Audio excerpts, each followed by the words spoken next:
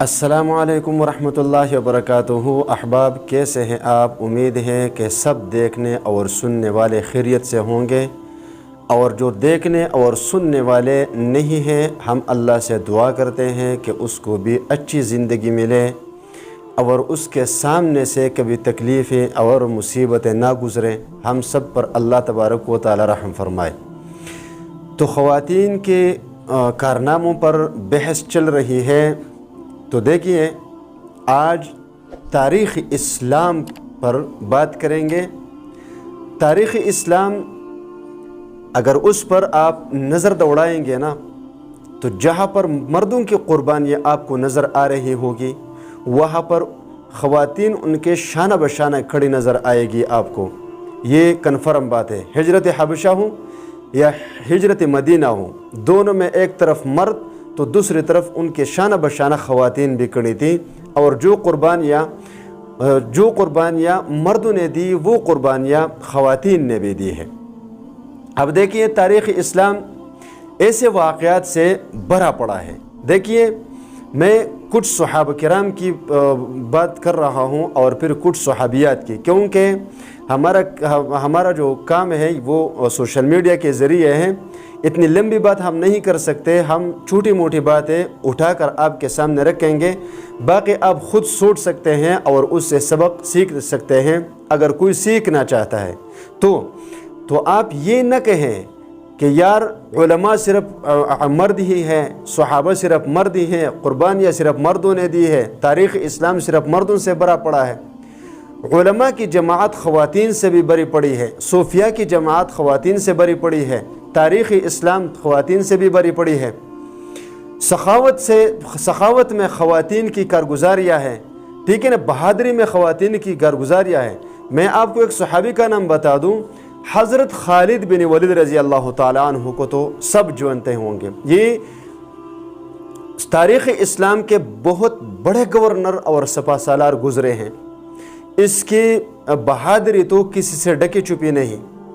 لیکن اگر ایک طرف یہاں پر خالد بن ولید رضی اللہ تعالی عنہ کا نام بہادروں میں شمار ہوتا ہے، تو دوسری طرف خواتین میں حضرت خولہ رضی اللہ تعالی عنہ کا نام بھی بہادر خواتین میں شمار کیا جاتا ہے۔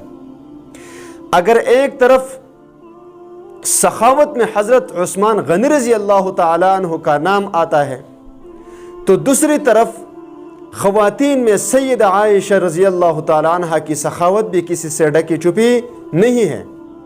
اگر ایک طرف علماء میں حضرت عبداللہ بن مسعود رضی اللہ تعالی عنہ کا نام آتا ہے، تو دوسری طرف علماء خواتین میں سید عائشہ صدیقہ رضی اللہ تعالی عنہ کا نام کسی سے ڈکا چھپا نہیں۔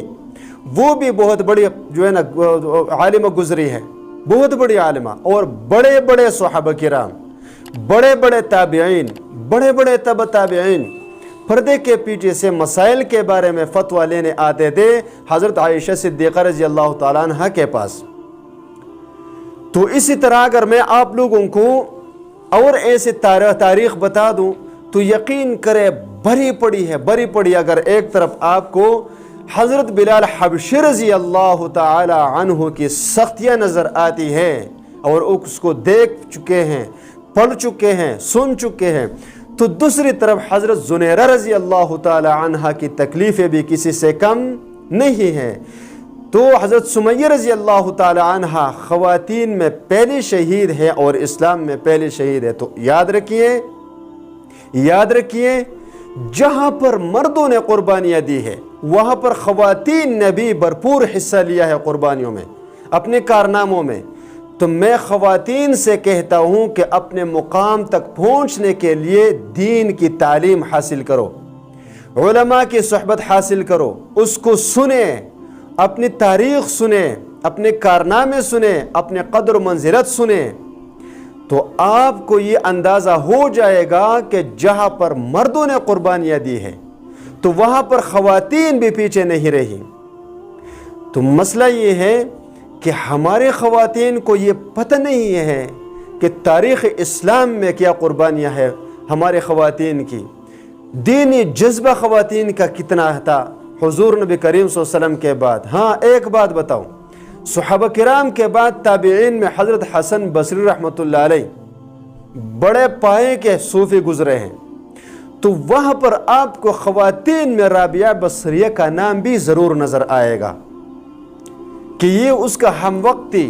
جہاں پر حسن بصری تھے وہاں پر رابعہ بصریہ تھی، تو جہاں پر وہ مشہور تھے حسن بصری رحمۃ اللہ علیہ ولایت میں، وہاں پر رابعہ بصریہ بھی کمال کی عورت تھی، اس کی ولایت بھی کسی سے کم نہ تھی۔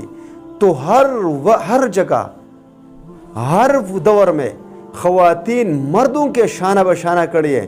آپ نے کبھی بھی اس بات پہ دھوکہ نہیں کہنا ہے کہ مرد اور عورتوں کو برابر کے حقوق ہونے چاہیے، لیکن ہمارے دنیا کے لوگ ان حقوق سے غلط مطلب لیتے ہیں۔ خواتین کو جو شریعت نے حقوق دیے ہیں یقین کرے، اس کے بعد خواتین کو کسی اور قسم کے حقوق کی ضرورت نہیں ہے، لیکن اپنے بارے میں تھوڑا سا پڑھو، تھوڑا سا سنو، انشاءاللہ تعالی اللہ تبارک و تعالی آپ کو وہ مقام عطا فرمائیں گے جو مقام اللہ تبارک و تعالی نے ان خواتین کو عطا فرمایا تھا جو حضور صلی اللہ علیہ وسلم کے زمانے میں تھے، صحابہ کرام کے زمانے میں تھے اور تابعین کے زمانے میں تھے۔